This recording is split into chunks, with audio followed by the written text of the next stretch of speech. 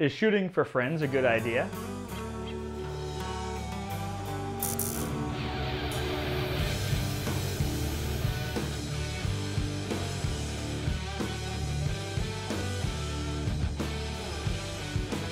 All right, welcome to Photography After Hours. Cheers. Cheers. Cheers. All right, welcome back. We are Photography After Hours, and I'd like to introduce everyone. We're going to start over here with Sprague, Susie, Scott, and my name is Nick, and we are from Photography After Hours. We are sponsored by PAC, who does photo trips, all kinds of expeditions, workshops, and seminars. So check us out on photographersadventureclub.com. So we're going to be talking today about, is shooting for friends a good idea? So we're going to try to hash this out and see where we're going to go with it. And we always start with Sprague, but you can't steal the limelight and everything. So don't go through all this whole list. So, okay. You know, you've been asked before, I know this came up in other episodes, that you've been asked before to shoot for friends, and it's usually the night before. Do you think it's a good idea, bad idea, or where do you want to go with that? I'm kind of ambivalent about it personally, but you know, the people that you shoot for, I don't think quite understand you know, what they're asking you to do, because they're just sort of throwing something at you, and you know, they're having high expectations, but in the same moment they want you to be inconspicuous, just show up with your camera, take some quick shots. Sure. And they expect them to be the same quality as to what you produce professionally, but you don't have the equipment for it. So sure. Typically the results that you get back are not really meeting their expectations. The other problem, of course, is that because they're not paying you, a lot of times they don't take it as seriously. They have high expectations of the quality of the picture, but they're giving you kind of the hamburger face or something like that. And it's like, is this really the picture you want? And well, you know, because this is a picture I can give you, but. Well, you know, I have a few things, notes here wise. Benefits, Susie, what do you think some benefits are to this as far as, you know, what do you think a benefit to it is? I think there are some benefits to shooting for friends, especially if you want to kind of learn a little bit more about shooting events and, you know, kids' birthday parties and things like that, that maybe you want to work up to doing with your professional line of offerings. A good way to kind of start doing that, obviously, the best way is second shooting, and we've covered that a little bit. But if you've got an opportunity to shoot among friends where you feel comfortable, I think it's a good opportunity to, you know, to get some practice. Cut your teeth on it a little bit with so a non-wedding, but maybe risk. Something smaller. Yeah. Okay. Drawbacks. I have some drawbacks written down here. So do you think that could ruin your night? You know, you're a professional wedding photographer. When your friends invite you over, do you want to be shooting their party for free on your night off when you could go out and have a beer and chill out and relax with your family? Yeah, that's kind of bummer, you know? You're like, you know... You're like, woohoo, I got invited to a wedding, and I'm off, so you're not getting paid. No, yeah, because you want to go to the party. You don't want to be working, you know? And I mean, look, we've all done it. Yeah. We've all done it, and yeah, it's a bummer. Because you're having all your friends are having fun. You want to go have fun with your friends. Yeah, but at the same time, you feel like you have a responsibility, and you feel like you're working at a place where you shouldn't be working. Like, this is like should be the time for you to be having fun. But yeah, it's a bummer. So any tips that we can think of if you are going to do this? So if you're going to do it for practice, is there any tips that you give someone out there that's watching? I don't know who to direct this at, so whoever has one, just go for it. So a couple of tips, and I think we'll all have tips, because it depends on what part of it you're thinking of. But I think setting some realistic expectations up front, and like you said, you want to go and enjoy the party and have fun with your friends, and I think it helps to say, I'll get what photos I can and do it that way, unless they're hiring you specifically for an event and you're trying to do basically a job at next to no cost for your friend as a favor. And I think it's really important to set some expectations as to how many pictures are you going to try to produce, what kind, are you doing something that's really formal and your regular package grade, or are you trying to do something that's more fun and journalistic and stuff they're going to post on social media? But setting expectations is probably the biggest tip. Well, not only that, but anytime you do any kind of work for anyone, whether it's a friend or family or what client, whoever, you also not just set expectations, but you also need to cover yourself legally too. So you got to have contracts in place. You have to, work out payment and things like that. If payment is for free, even that should be stipulated in the contract. You need to have a contract that basically says, it basically outlines, what your role is and what you're providing them and how you plan to execute what it is that you plan to provide, so that you can get into some pretty sticky situations.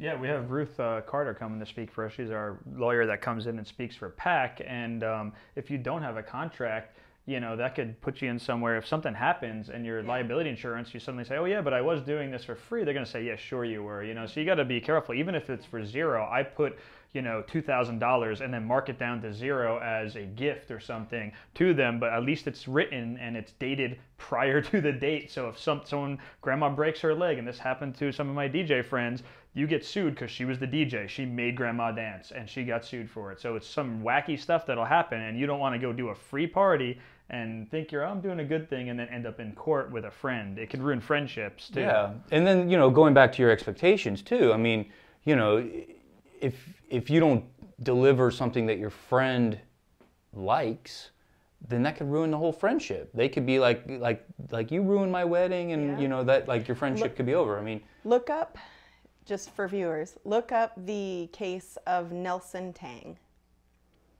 We'll link it Tang? Or something. Yeah, Poon versus Tang. Yeah, I love that. Well, the other thing I think you need to do is kind of just define the scope of what you want to do, because a lot of times people see the big impressive camera and they think that there's some alchemy to this. You can just walk around, pop off some shots, and they're all going to look really professional.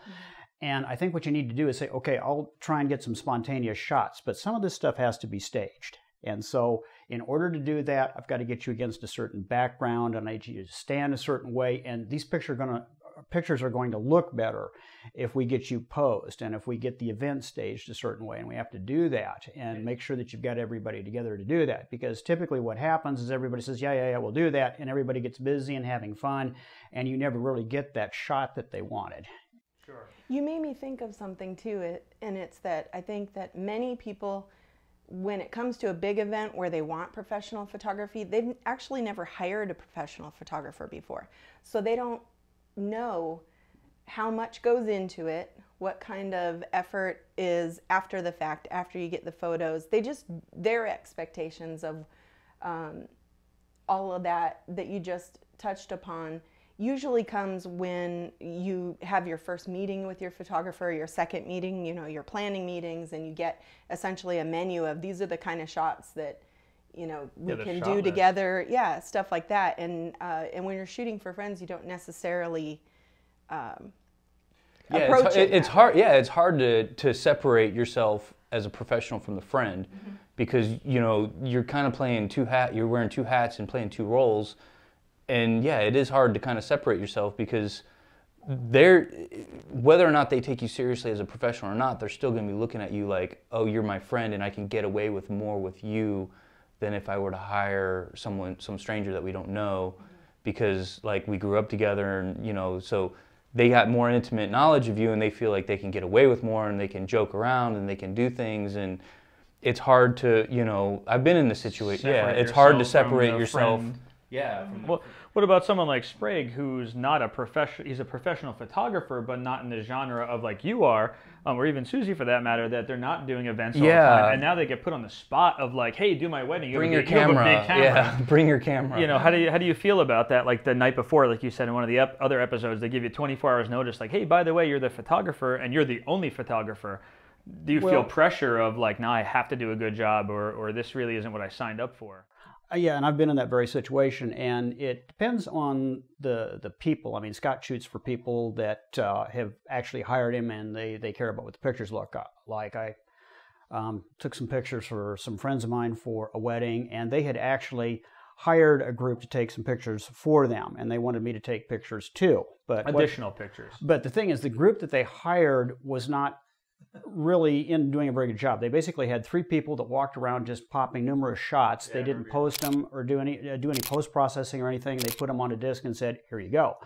And so I've got my pictures, and again, because you couldn't get them staged or get everybody, into where you could really get a good shot, get it well lit, then you've got something that is just a nightmare to do in post-production just to bring it up to where it looks like anything. And so you're in with a picture that's very important to them, and you spend an hour of touching it, retouching it, trying to get the blurriness out and the lighting right, and say, okay, 1 down, 1,000 to go. And so I really think that you need to think about the commitment of time when you get them home, because they're going to have very high expectations of what you deliver for them, and if you don't deliver, then they just say, and if they hey, put your name on it say, too. Hey, so if they go and put your whether name you're on a professional or not, they just say, hey, you suck. Well, in the age of social media, I mean, you give them some pictures, and it's maybe the best that you can eke out of the crazy drunken party that ensued. Well, and sometimes they'll re-edit them too, which you have to be careful for. So like, oh, I got it for free, and they'll go edit your pictures and maul them, and then you're like, that's not my work, and you got to be careful for that and even think about that. That wasn't even on my. Yeah, they pull a Kanye West on you and edit their own photos. So insurance we hit. So definitely have insurance, because you don't want to be stuck in getting in trouble. You had mentioned that. And a contract. You guys should have contracts for everything. If you're going out and doing a job, you do not want to be left open wide for any kind of liability out there. You should probably charge. If you get called and asked, if you charge, even if it's a couple of bucks, that makes the contract legal. It could be like $1 exchange. If you're shooting on the street and you give someone $1, that's a legal contract now that you're allowed to take their picture and actually sell it. So even with this stuff too, everyone goes out for free. Don't feel bad to charge $50 or $100 for your time. Say you're getting experience, they get something, you get something. So think about that. It doesn't have to be your $2,000 rate. I usually tell people, if you're going to charge friends and family, at least charge what covers your cost of doing business, your business expense. So at least your business, because you are working after all. And you may not make a profit off of it, but your business shouldn't suffer from it either. So at least, charge your business expense, your cost of doing business. And if you're not... Or give it as a gift. If you're going to the wedding and you're going to give them a $300 gift, be like, this is the gift for you. If you know well ahead of time, not like the night before, hey, I'm not going to buy a gift. I'm not going to, pay for me and wife to come, but here, I'll give you this as the gift and write it in contract again. Because if it's not a contract, they assume it's free. Put up there $2,500 and then... mark it down to say, hey, this is my gift to you. So they really see a value to it. Right. So you're not devaluing it, the market, Well, the other thing that you're typically going to get asked to do is Facebook pictures or profile pictures for websites. And, theoretically that should be easy, but you can spend an entire afternoon doing that because, people want something that's better than an average picture. Sure. And so... Yeah, headshots and stuff. Just setting up your studio or something that is like a studio lighting environment takes time and effort, and like you said, we shouldn't be devaluing the marketplace with everybody just doing free work for everybody. And I'll sometimes even I shoot for my sister. Like a media family is kind of different sometimes, so I'll shoot for my sister and bring my camera and I go back to baptism and stuff. But when I'm not there, I'll actually hire one of my photographers that I trust, pay them second shooter rate, let them go shoot it. I'll edit the pictures. So now that's my gift to be able to say, here's the good pictures. I know I trust the person going out, get the shots. I go and edit them. They take me, some time in Lightroom, because if you get someone that you don't trust, you're spending hours in Photoshop. So, that's another way to do it too, is say, well, I don't want to shoot it, but I have Scott here that can come out and shoot them for you. And now I still get the night off. That's my gift. I pay Scott, and it's just another way of maybe getting out of it and not ruining your night off. So in retrospect, do you think that people should go out and do this or wane away from it, or? I think you need to make it clear to your friends not to have high expectations, because you're not setting it up as a professional shoot and it's not going to look like a professional picture. So and if they want you to just, snap off a few and hand them off, then I think that's great. Okay. But if they have higher expectations for the photos, then I think that's when you get in and contract for it. And so just do some second shooting kind of background stuff. Susie? What Sprague said was, I'm in line, or I'm in agreement with from the casual event type perspective.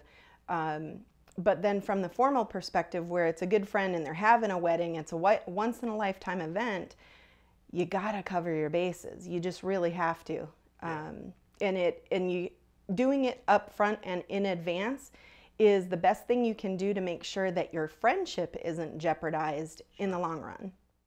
And Scott? I try to avoid it at all cost. I've been to enough parties and enough of these things where like these parties are just going off the hook, and you're just like, dang, I wish I could just like enjoy this. Exactly. But you're not. You're thinking like, what's my next 3 moves ahead, you know, and you're seeing everyone else having a good time and you can't have it, and then it's like your night's ruined. Yeah, I want to have a good time. Sure. Yeah, I agree. And the pictures are the easy part. It's when you get home and you have to start processing them and distributing them. That's when the time comes. Well, yeah, and that's what they don't really understand is that the easy part's actually showing up and doing the job.